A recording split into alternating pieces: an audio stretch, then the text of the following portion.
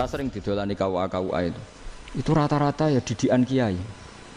Kompilasi hukum Islam itu banyak ya, janda cantik. Contohnya harus cantik, kalau jelek nggak mungkin terjadi kan. Ada janda cantik kebetulan suka kawin tapi takut zina. Saya ulang lagi, suka kawin tapi takut. Itu seringnya gitu Pak Rektor. Jadi dia kawin bosen, bilang ke KUA, Pak saya sekarang mau nikah sama ini. Loh, tapi kamu mau punya suami. Ya tapi kan nggak tercatat Pak. Itu KUA-nya rata-rata itu nggak berani. Meskipun nggak tercatat, karena secara fikih meskipun nggak tercatat tetap dia seorang perempuan yang bersuami, maka nggak boleh nikah sama orang lain. Jadi coba kalau nyun sewu KUA hanya ngikuti hukum formal, yang penting di catatannya nggak punya suami, ya dinikahkan saja kan. Tapi mereka enggak, karena didikan kiai nggak berani. Artinya gini, kalau hanya pro hukum catatan sipil, maka ini dinikahkan bisa karena nggak tercatat. Tapi secara hukum santri nggak bisa dong menikahkan perempuan sing dzati zaujin yang punya suami. Nah, ini barokahnya kerjasama yang baik. Jadi di masyarakat itu tertanam didikan kiai, nggak boleh nikahkan perempuan yang bersuami. Tapi di KUA ngikuti hukum formal. Dan di Indonesia itu KUA itu rata-rata konsultasinya ya sama kiai. Sehingga ya nggak berani akhirnya, meskipun aku ya udah mlebu neraka mbak, gak iso. Dan itu banyak. Seorang lagi ya, makanya ini kan pesantren itu nggak boleh mati. Orang kiai-kiai kayak saya nggak jelas-jelas itu harus lebih jelas lagi.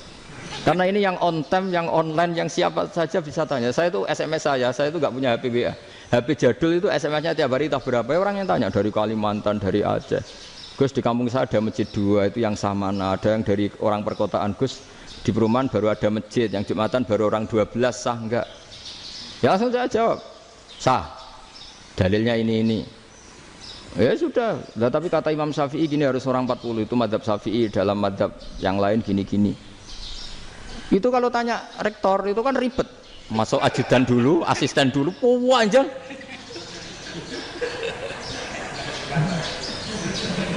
Wah itu kan ribet kan? Memanggil dosen, dekan VAI dipanggil, dekan VAI nggak mau langsung jawab, cari dosen yang nekuni itu. Usul fikih saya nekuni itu baru seminar, nunggu dulu mbak, ini orangnya baru. Kok panjang ya? Bisa tutup Islam kalau kesuwen. Coba kalau tanya kiai kan nggak ketemu di jalan. Dulu Mbah Zubair kata Mbah Mun, saya termasuk santri yang diapresiasi Mbah Mun. Dhisik Mbah Zubair yang ngono, anak nong takok pesuan gak oleh. Gak takok ning kene. Saya biasa ditanya orang ngadeg-adegan. Ya alhamdulillah ilmunya cukup, kalau gak cukup ya kok sik. Jadi sebetulnya orang sopan itu ya agak-agak ada yang ditutupi sebetulnya. Mboten prayogi teng dalan nginjang mawon matur. Ya sebetulnya ya sebenarnya memang ilmunya agak cukup gitu. Tapi itu sebenarnya secara fikih itu haram, menunda itu haram. Ya haram tuh, coba bayangkan ya, kalau tanyanya sekarang, Gus saya ini sudah keluar darah 1 bulan penuh, padahal normalnya hanya 6 hari. Saya nanti sholat enggak? Kalau nginjang mawon dugi kula, berarti kan hari ini belum ada keputusan. Sholat apa enggak kan? Tapi karena modus tadi, boten prayogi nggih ngendikan ngoten teng dalan nginjang tengen kula. Itu kemungkinannya 2, sopan atau goblok, itu saja. Kayaknya kalau sopan enggak lah. Kayaknya enggak lah kata. Karena secara fikih itu jelas haram. Bagaimana mungkin sesuatu yang harus dipraktekkan nanti duhur dijawab besok, berarti duhur, asar sampai subuh belum ada jawaban, berarti enggak ada sholat kan? Ya, makanya dibutuhkan orang-orang alim yang kultural seperti ini, dan NU menghormati kultural. Tapi Mbah Mun juga sangat menghormati Islam formal, karena tadi produk-produk formal itu bisa dilembagakan oleh negara, dan itu kita ikut untung. Makanya Mbah Mun itu kalau punya tamu KUA, punya tamu polisi sampai pejabat itu. Kenapa saya contohkan KUA? Supaya jangan kira seperti pendapat orang-orang hasud, wah mesti aja disolani presiden seneng, menteri seneng. Enggak juga. Sebenarnya semua kiai itu mulai KUA sampai polisi, polsek, polres itu seneng semua. Karena sama-sama diajak mengawal bangsa ini, diajak mengayomi semua masyarakat. Tapi kadang-kadang masyarakat ngeritiknya, jenenge kiai disolani menteri ya seneng presiden. Padahal yang sowan kiai itu ya mulai KUA, Kapolsek, kepala desa, RT, Mudin. Itu Mudin kalau tanya ya lucu-lucu. Gus kalau nate nyembelih pitik kemanian, pitik gue gede man. Akhirnya wis ngerti nak kemanian langsung tak sebelah meneh. Terusane ku sah ta ora. Ribet. Ya tak jawab, lah pitike pas iku jek urip ta ora? Terus urip Gus. Wis sah cara madzhab Malik kerja urip. Karena itu ada perdebatan antara madzhab Malik dan madzhab Syafi'i. Nah cara Imam Syafi'i itu agak ketat. Hewan yang punya kehidupan sudah mutharibah, misalnya ayam jago, contohnya harus jago, karena kalau ayam kecil diikhlaskan haram. Jadi yang cilik wae kan gitu. Fikih itu ya, fikihnya orang Indonesia itu pecundang. Kalau ayam kecil nggak ditanyakan, mate ra wis. Kalau jago, jago ditabrak truk kejet-kejet. Andai kan nggak disembelih pun mesti mati. Itu cara madzhab Syafi'i itu haram. Karena penyembelihan ini tidak menjadi penyebab kematian, tapi memang karena kecelakaan tadi. Tapi cara madzhab Imam Malik enggak. Andai kan nggak disembelih, matinya kan 2 menit lagi atau 1 menit lagi. Andai kan nggak disembelih, berarti mati sekarang itu bawaan pisau apa bawaan kecelakaan? Ya sudah halal gitu. Nah akhirnya ya saya bilang ya sudahlah kita semuanya Malik. Jadi cara debat, cara Imam Syafi'i enggak, cara berpikir itu sudah tidak kehidupan yang normal. Yang dimana-mana penyembelihan itu mematikan yang hidup normal. Jadi agak ketat. Sehingga dalam contoh kemanian, kalau dalam bahasa Jawa nyembelih agak sempurna, terus pesonya jatuh atau apa itu, kalau pakai madzhab Syafi'i agak kesulitan. Jadi kalau madzhab Malik asal diselesaikan secara fauron, dan juga sebagian madzhab Syafi'i itu halal. Nah orang mesti tanya gitu, Gus, wedhusku tabrak truk, man Gus kejet-kejet. Nak pitik cilik ra ditakokno. Makanya termasuk kritiknya Mbah Mun, tapi ini madzhabnya Mbah Mun ya. Kamu boleh ikut boleh ndak, karena ini urusan ndak penting. Dewe wong-wong lucu, nak ditakoki yuyu muni haram mergo amfibi. Yuyu ngerti sampean? Yuyu nggih. Tapi nak ditakoki kepiting muni halal. Mergo nak yuyu haram gak eman, nak kepiting eman. Padahal alasannya coba, kenapa yuyu haram? Karena amfibi kan, bisa di air. Pertanyaannya, kepiting seperti itu ndak? Nah, tapi kepiting kalau haram kan eman. Karena besar. Ya? Karena besar kan. Kalau yuyu silahkan haram kan gitu. Artinya apa? Fikih kita ini agak-agak pecundang gitu, agak-agak pertimbangan. Iya, ini lucu kan? Kualitatif. Coba alasannya yuyu haram karena apa? Amfibi kan? Hidup 2 alam. Pertanyaannya kepiting seperti itu enggak? Iya. Iya, kenapa? Kalau orang tanya, yuyu haram apa halal? Rata-rata jawab haram. Tapi kalau kepiting mulai khilaf. Loh mestinya kan sama kan? Nah itu karena unsur imannya. Iya tadi. Saya juga sering melihat tonggo-tonggo itu. Ayam cuwilik sakmene ketabrak truk, enggak ada yang tanya. Jago. Tapi saya pernah jalan-jalan di Naruan sini. Ono jago ketabrak, sing duwe langsung marani kula. Pas saya naik motor, Gus ini halal apa haram? Nak langsung kula sebelah halal apa haram? Gus kanggo kowe halal ya halal. Karena saya tahu tak jawab haram mesti kecewa itu. Aduh. Akhirnya kiai ini beratnya kan. Ya akhirnya ya saya setelah itu mate Imam Syafi'i ngapunten umat kula nu ra siap mangke madzhab jenengan tuh ndak siap. Untuk madzhab ini ndak sama. Iya kan akhirnya pakai madzhabnya Imam Malik tadi. Ya tak Fatihah Imam Syafi'i ini mboten niat nglawan jenengan. Tapi ngobati tiang eman. Mergo pitike besar itu. Jadi ini kan ceritanya itu makanya yang rileks saja lah bahwa Islam ini yang rileks, yang menyenangkan karena ya agama ini harus menyenangkan. Raditu billahi robba. Raditu itu senang banget, ridho itu puas. Enggak boleh beragama pertuntungan terus emosinan, ya marem atau raditu itu marem jadi yang nyaman. Ya saya kira demikian. Assalamualaikum warahmatullahi wabarakatuh. Pelajari loh Pak Rizky. Jauh betul. Pon alhamdulillah. Satu aja yang di sini benar. Oh, satu aja. Syarat. Nggih, tambah syarat. Jadi mungkin ada satu pertanyaan aja. Satu saja. Bukan keluhan. Bukan keluhan. Ini mumpung Gus Bak pada Madhohirul Jamal nih. Iya, Madhohirul Jamal. Sebentar lagi sudah jalan. Sebentar lagi sudah Madhohirul Jalal.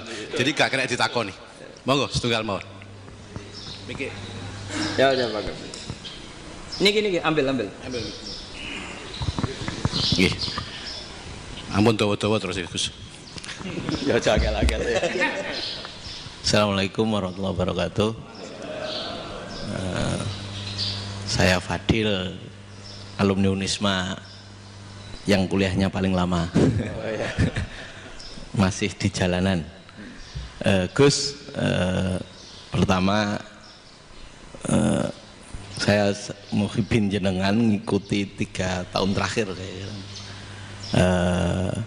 Sepertinya ketika Mbah Hasyim Asy'ari hadir di tahun 1900-an sampai mendirikan itu kok suasananya sama seperti Gus Baha hadir di tengah-tengah situasi genting Indonesia ini. Saya kira yang memunculkan nama Gus Baha di banyak media online yang saya amati itu malah awalnya dari kelompok bukan kita gitu. Dan itu kami melihat bahwa apakah nanti 1926 dan 2026 satu abad NU, saya kok termasuk orang yang punya apa ya semacam harapan gitu Gus Baha bisa, ya mungkin kalau beliau Mbah Hasyim Rois Akbar, sekarang Rois Am, nanti ada istilah barulah tengah-tengah antara Rois Am dan Rois Akbar. Karena setiap satu abad harus ada mujadid dan kami berharap Nah, kamu aja tak angkat. itu yang pertama, artinya mohon maaf Gus. Yang kedua soal saya termasuk orang yang cukup iskal dengan peristiwa Nabi, kalau banyak disebutkan itu kisah Nabi Khidir yang atau Khodir yang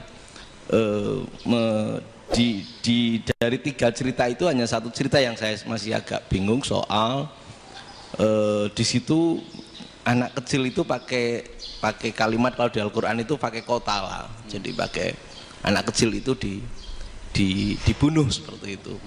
Jadi ada istilah yang apakah memang saat itu ada syariat yang membolehkan atau memang ada sesuatu yang secara dari Allah Subhanahu wa taala memang itu dibolehkan untuk Nabi Khidir. Jadi di antara semua cerita itu saya yang agak iskal yang itu. Kalau yang kisah soal membocorkan itu mungkin masih bisa masuk ya, tetapi apakah sudah ada ilmu psikologi yang sangat tinggi sehingga kalau ada anak-anak yang idiot itu atau apapun istilahnya yang sekarang itu boleh dilakukan tindakan begitu itu. Nah ini saya lebih provokatif dari Pak Rektor biasanya. Artinya mohon maaf karena pemahaman saya ada 2 pendekatan ilmu yang masuk, satu seperti Nabi Musa, yang satunya seperti Nabi Khidir. Mudah-mudahan ada sedikit penjelasan. Siap Gus, terima kasih. Dan yang terakhir mudah-mudahan karena Indonesia situasi terakhir saya kira kita ketahui lagi pandemi seperti ini Gus, jadi saya juga ingin pendapat Gus Baha, apakah ini situasi pandemi corona itu Allah sedang madhohirul jamal atau madhohirul jalal? Terima kasih. Assalamualaikum warahmatullahi wabarakatuh. Assalamualaikum warahmatullahi wabarakatuh. Monggo langsung mawon Gus. Ini provokatif ini kayak. Loh di situ aja kamu tanya kok terus mirip. Siapa Fadil ya? Dari peternakan ya? Peternakan. Tapi mau ngomong tafsir itu. Mulai kacau peternakan ngomong tafsir ini mulai kan. Nah ini ada yang hafal Quran ngaco, paling enggak setengah hafal. Enggak yang dari Unisma. Enggak begini, ayat itu kan ditutup wa ma fa'altuhu an amri, ya saya maknani wa ma fa'altu lan orang nglakoni ingsun hu ing kabeh sing kasebut an amri mergo kepinginanku ingsun. Jadi saya melakukan itu semua bukan karep saya sendiri. Jadi Khodir sendiri itu Kamu untung enggak nekuni tafsir. Kalau nekuni tafsir, yang kamu soal bukan Nabi Khidir, karena Nabi Khidir hanya satu orang. Yang kamu soal harusnya Israel. Itu ndak rektor, ndak kiai besar, ndak siapa saja dihabisin itu. Kenapa Israel ndak kamu tegur? Gimana hukumnya qatlul mukmin? Kenapa Israel tidak kamu masukkan ayat wa may yaqtul mu'minam muta'ammidan fajazauhu jahannamu khalidan fiha. Ingat ya Israel. Iya kan? Nah, Israel melakukan pembunuhan itu, kadang yang dipateni nyuwun sewu orang soleh betul. Tapi wae kabundut ya. Itu Israel juga tidak atas pilihannya, tapi karena perintah. Nah, Khadir itu bukan nabi syariat, kira-kira mirip kayak Israel, karena beliau bukan nabi syariat. Jadi ini agak aneh, kan orang nekuni tafsir kayak saya sampai berjilid-jilid kitab. Saya kemarin mata saya agak sakit karena saya nangis itu sudah 2 hari. Bukan mikir sampean, tapi mikir ilmu ini harus ada yang mempertahankan. Karena apa ya, nekuni ilmu itu kan ribet. Kalau yang nekuni ilmu terus dosen terus rektor itu ya agak ada fasilitasnya. Kalau nekuni ilmu kiai itu naruh keramat kan taqabbala wa minna minkum taqabbal ya karim. Iya, tapi saya alhamdulillah keramat, jadi ya tetap hidup itu terus. Saya ulang lagi ya. Harusnya Mas Fadil itu kalau nekuni itu yang disoal tuh Nabi Khidir. Nabi siapa? Apa malaikat siapa? Israel. Karena itu korbannya lebih banyak. Pertanyaannya, Israel kena enggak oleh aturan ayat wa may yaqtul mu'minam muta'ammidan fajazaahu? Kan enggak. Karena semua itu wa ma fa'altuhu an amri. Saya lakukan ini. Mungkin ngaji kamu enggak khatam sih, mau delok fakotalah itu. Itu Nabi Khidir pasti tersinggung, enggak baca belakangnya itu. Ya karena jurusan peternakan itu. Atau salah gurunya yang ngajar. Ya. Daripada nyalakan satu orang mendingan 2 ya. Jadi kalau ngaji itu khatam, sehingga ngerti ayat itu kan ditutup wa ma fa'altuhu an amri. Nah, menurut Ibnu Hajar Al-Asqalani yang nyarai Bukhari, dan ketika itu cerita tafsir ayat itu, wa hadza dalilun ala anna Musa afdhalu minal Khadir. Justru ayat-ayat itu menunjukkan Musa itu lebih utama ketimbang Nabi Khidir, karena Nabi Khidir monoton melakukan apa saja yang diperintahkan Allah, sementara Musa tetap dengan gugatan syariatnya. Beliau gak terima ada orang main membunuh. Aqtal tanafsan zakiyatan bi ghairi nafs laqad ji'ta syai'an nukra. Nah, sur'atu Musa ila nahyil munkar itu menunjukkan beliau Nabi ulil azmi. Jadi Nabi Musa langsung sikap, wah ini tidak benar kamu, padahal sudah ada perjanjian, kamu tidak boleh bantah. Tapi Nabi Musa lebih ngeboti syariat, lebih memihak syariat, nahi mungkar itu wajib. Justru itu menunjukkan derajatnya Nabi Musa fauqal Khadir. Makanya Nabi Musa tetap gugat, nggak bisa dong, ini nafsan zakiyatan kok kamu bunuh. Maka itu jadi ilmu. Nabi Khidir pada akhirnya nyuwun sewu ya tidak bisa jawab. Makanya beliau menutup wa ma fa'altuhu an amri. Sebenarnya saya sendiri itu ya tidak punya alasan. Jadi kalau Israel kamu tanya, ini gimana ini wong melarat mulai cilik, meh sugih mbok pateni. Mbok yo baro ben sempat sugih itu. Ini kuliah paling lama urung sempat urip penak. Nah itu kan mbok yo mateni wong kira-kira lah nek wis sempat mapan sempat. Lu andai kan Israel pakai aturan syariat kan mateni orang kan jadi kira-kira lah. Jadi itu tidak ada hubungannya tadi dengan ilmu yang kamu katakan urusan psikologi, anak itu tetap semuanya haram dibunuh, nggak boleh.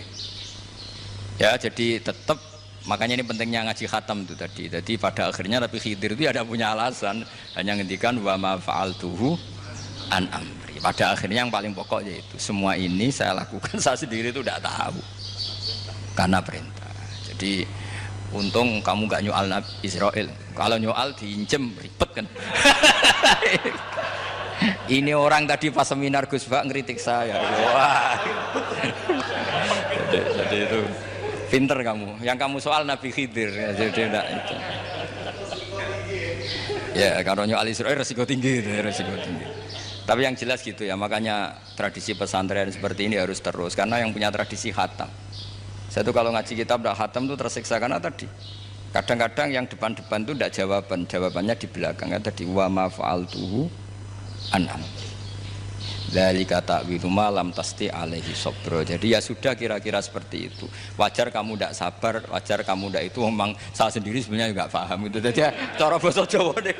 Wajar saya musakira paham. Wajar aku deweku ya ora paham. Aku ya mau ngakoni gitu. Jadi sebetulnya sama-sama ada itu kan. Ini jenis wa ma fa'altuhu an amri. Udah ya. Ya sudah. Sudah ya. Nggak perlu dijawab katanya beliau. Baik Bapak Ibu semuanya yang saya hormati, dan saya tidak harus menyimpulkan karena kalau menyimpulkan malah itu menduguri ulama kan itu nggak tawadhu lagi malah itu khawatir kualat kalau. Baiklah mungkin hanya kita tutup dengan berdoa yang dipimpin oleh Gus Bah. Nggih mboten napa-napa dan setelah itu nanti kita foto bersama nonton. Al-Fatihah. Alhamdulillahirabbil alamin. Ya Rabbi wa ya Rasul sallallahu alaihi wasallam. Nahmaduka ya Ghafur ya Syakur wa salli wa sallim ala sayyidina Muhammad wa ala alihi wasallam ajmain. Wa maj'alna mutawaddina fika mutahabina fika mutabadilina fika mutanasirina. Waj'alna ya Allah mimma yaj'aluka samadana wa maqsudana. Fardo anna ya Allah lakal hamdu ya radita lakal hamdu fa'tarida lakal hamdu hatta tarda la nufsi thanana alika anta kama atita ala nafsi Allahumma ya ilahana bi jari basirina Muhammad sallallahu alaihi wasallam ij'alna ya wa min khiyari ummati ij'alna mimman yuqimu hadzal din wa mimman yahtumuhu wa yansuru waj'al ya Allah himmatana fi hadithar ila kalimatikal ulya wa mika fatin assalamah wal afiyah fid dunya wal akhirah. Rabbana atina fid dunya hasanah wa fil akhirati hasanah wa qina adzabannar.